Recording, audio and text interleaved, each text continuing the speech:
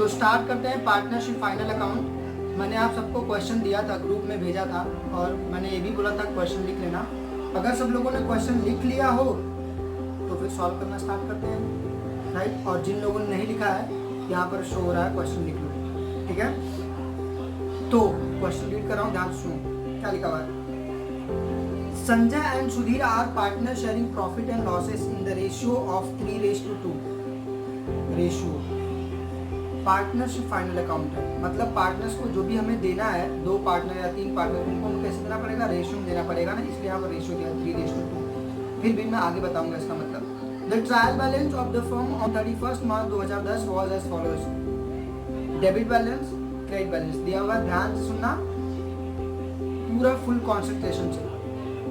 सबसे पहले दिया हुआ है ओपनिंग स्टॉक 20,000, कहाँ जाएगा, ट्रेडिंग डेबिट, लिखना स्टार्ट करो। Purchases trading debit, debtor assets, wages trading debit, salaries profit loss debit, land and building assets, plant and machinery assets, furniture assets, advertisement for 2 years, इसको बोलते हैं हिडन एडजस्टमेंट। क्या बोलते हैं, hidden adjustment. Advertisement for 2 years 6,000, 2 साल का 6,000 दिया है। और मैंने बता रखा 11 में बताया था तुमको कि फाइनल अकाउंट में हमें सिर्फ 1 साल का डेटा लिखना होता है। कितने साल का, सिर्फ 1 साल का। अगर 2 साल का 6,000 है तो 1 साल कितना होगा, सिंपल सा कैलकुलेशन है 3,000 का।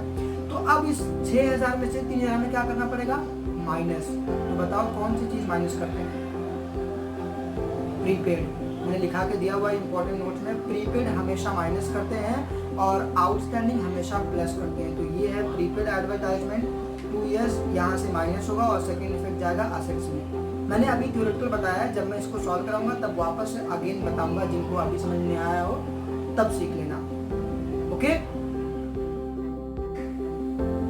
नेक्स्ट दिया हुआ है bills receivable assets, insurance, profit loss debit, drawings. यहाँ पे देखो दिया हुआ है ड्राइंग्स संजय और सुधीर का। संजय कहाँ पे जाएगा, पार्टनर्स कैपिटल अकाउंट के डेबिट में, और सुधीर का भी सेम वही जाएगा।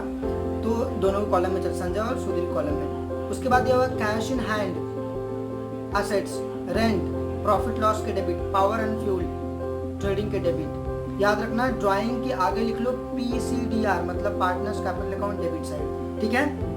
नेक्स्ट आ जाओ क्रेडिट बैलेंस। क्या क्या दिया हुआ है, capital account Sanjay and Sudhir, कहाँ जाएगा, PCCR मतलब पार्टनर्स कैपिटल अकाउंट का credit side. Sales TCR trading credit, sundry creditors liabilities, bills payable liabilities, discount profit and loss account के credit side, outstanding rent liabilities. याद रखना आउटस्टैंडिंग रेंट कहाँ जाएगा, liabilities में, ओके। अब बात करते हैं एडजस्टमेंट के बारे में। क्या क्या लिखा हुआ है, number 1, stock on hand on 31 March 2010 was at ₹35,000। Closing stock, कैसे पता चला क्लोजिंग स्टॉक, लिखा हुआ है 31 मार्च 2010, 31 मार्च क्लोजिंग होता है ना, तो क्लोजिंग स्टॉक है। और 2 इफेक्ट क्या होता है, TCR and assets, trading credit और assets. Number 2, write off ₹2,000 for further bad debts and maintain RDD at 5% on debtor. इसको बोलते हैं new bad debts, new RDD। इसके लिए सबसे पहले ऊपर जाओ, डेटर को टिक मार्क करो और बैड डेट्स को टिक मार्क करो। और आप लोग का क्वेश्चन ये होगा, सर बैड डेट्स नहीं दिया है, मंद बुद्धि नहीं दिया है, मत दे, हम क्वेश्चन सॉल्व कर लेंगे फिर भी, ठीक है। तो डेटर तो दिया है, उसको टिक मार्क कर दो। अब इसके इफेक्ट के बारे में बात करते हैं। तो न्यू बैड डेट्स और न्यू RDD का 2 इफेक्ट क्या होता है, लिखो वहां पर लिखो, साफ साफ लिखो, minus from debtor and add to bad debts, ठीक है, minus from debtor and add to bad debts. Number 3, depreciate land and building at 5% and machinery at 10%। Depreciation है, बहुत इजी इफेक्ट है। सबसे पहला काम, ऊपर जाओ, बिल्डिंग को टिक मार्क करो और मशीनरी को टिक मार्क करो, किया टिक मार्क। अब उसके आगे इफेक्ट लिखो, क्या लिखोगे, minus from assets, second effect कहाँ जाएगा, PDR प्रॉफिट लॉस अकाउंट के डेबिट साइड, हो गया लिख के। Number 4, outstanding expenses where wages ₹2,000 and salary ₹1,000। तो ऊपर जाओ, वेजेस को टिक मार्क करो और सैलरी को टिक मार्क करो, और ये है आउटस्टैंडिंग एक्सपेंसेस। मैंने आपको पहले बता रखा है कि आउटस्टैंडिंग हमेशा क्या करते हैं, प्लस करते हैं, और प्रीपेड हमेशा क्या करते हैं, माइनस करते हैं, करंट ईयर का रहे तो। तो ये है आउटस्टैंडिंग, तो एक्सपेंस है तो एक्सपेंस में जाके ऐड करेंगे, तो लिखो वहाँ पर इफेक्ट लिखो ऐड टू एक्सपेंस, और सेकंड इफेक्ट लिखो लायबिलिटीज। पहला इफेक्ट क्या है, ऐड टू एक्सपेंस, और सेकंड इफेक्ट कहाँ जाएगा, लायबिलिटीज।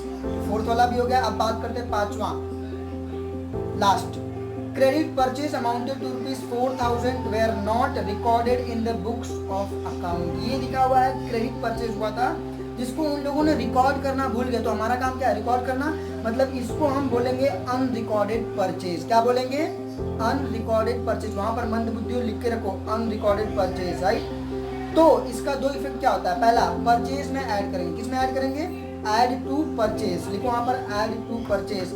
सेकंड इफेक्ट, मुझे बताओ परचेज का रिलेशन किसके साथ होता है, डेटर या क्रेडिटर के साथ। तो परचेज का रिलेशन होता है क्रेडिटर के साथ, किसके साथ होता है, क्रेडिटर के साथ। तो अब सेकंड इफेक्ट क्या होगा, ऐड टू क्रेडिटर।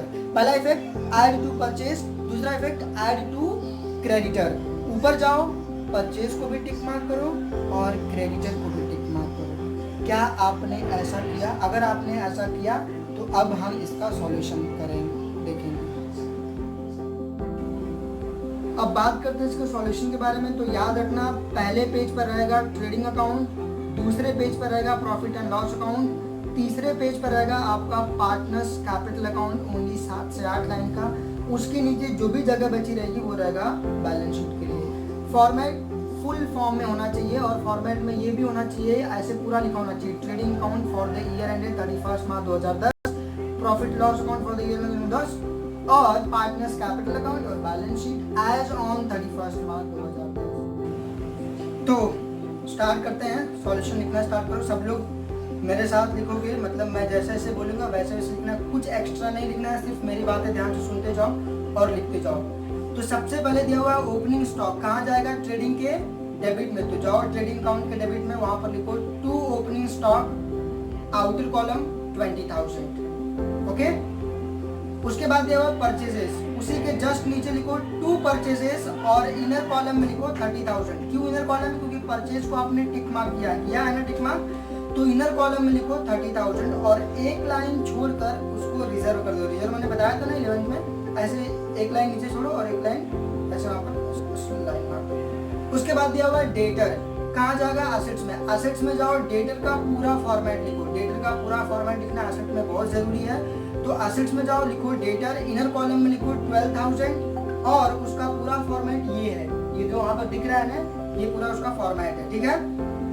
तो एसेट्स का भी डेटर का हो गया। उसके बाद बात करते हैं वेजेस। वेजेस जाएगा ट्रेडिंग के डेबिट में, तो जाओ ट्रेडिंग अकाउंट के डेबिट साइड में जाओ, वहां पर लिखो टू वेजेस।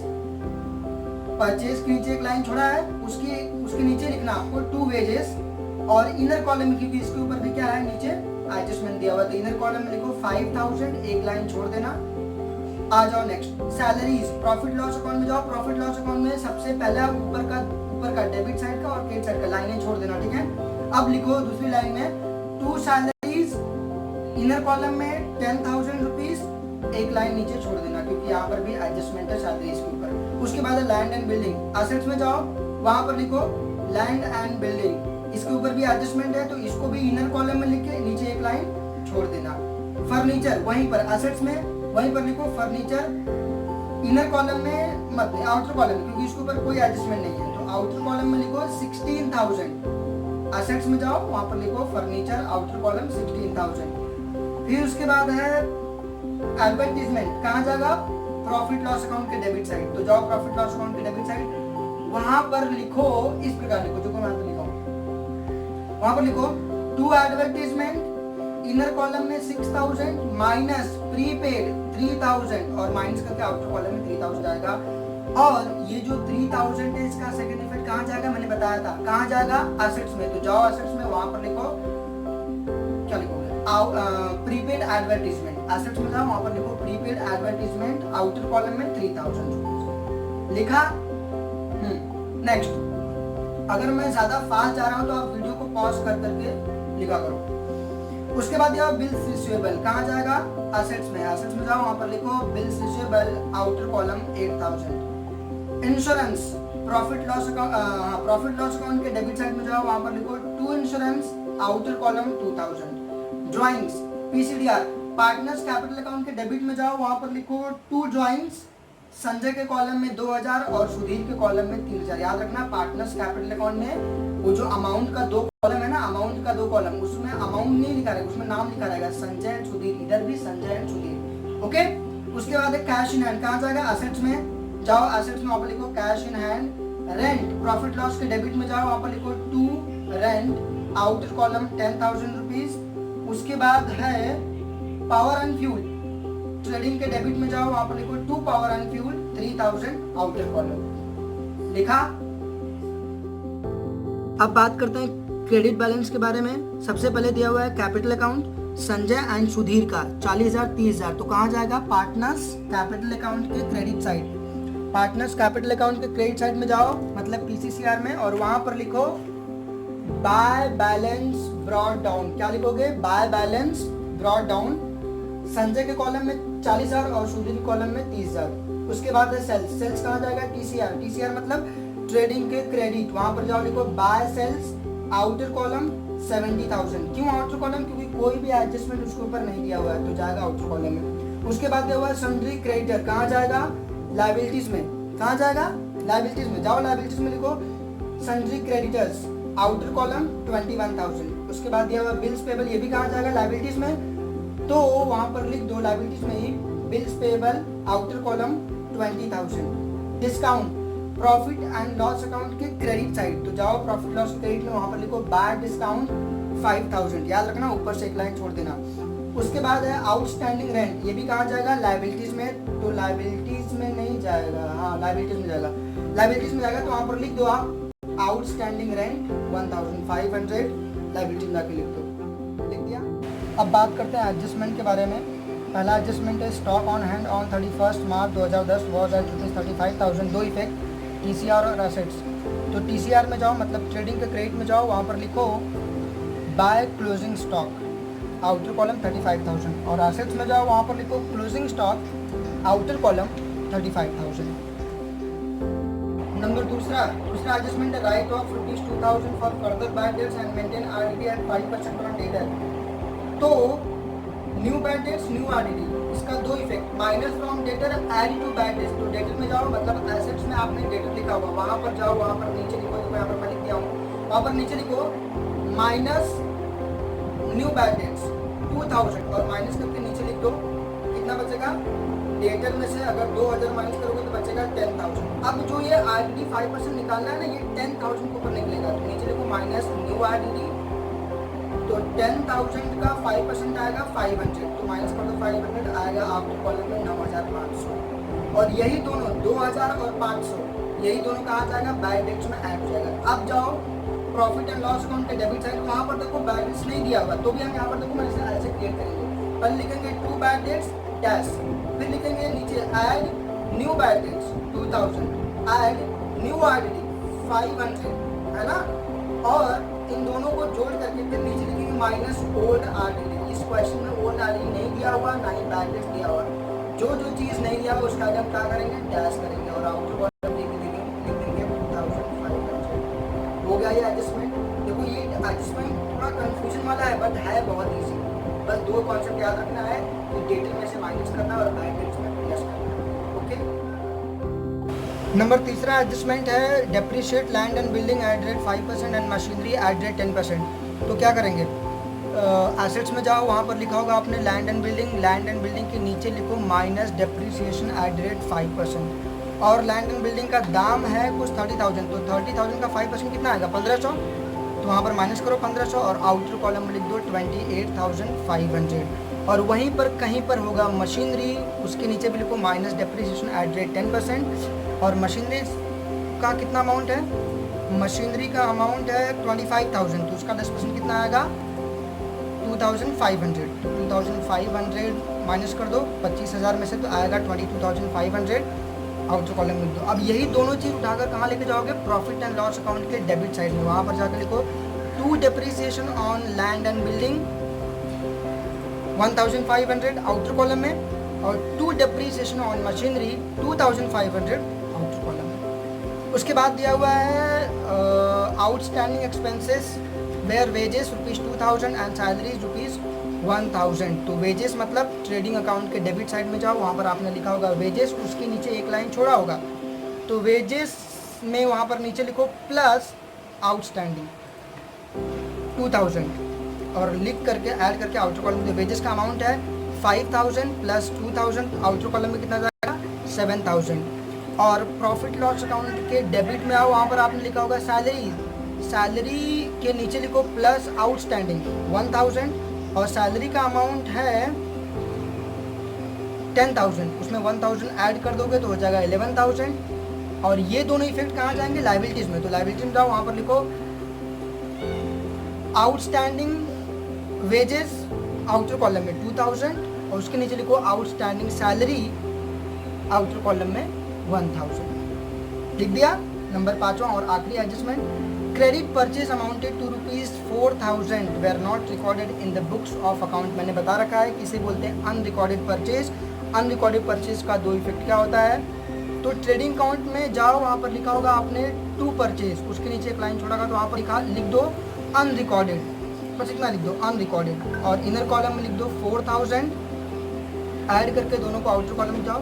परचेज का अमाउंट है 30,000, उसमें 4000 ऐड कर दोगे तो आ जाएगा 34,000।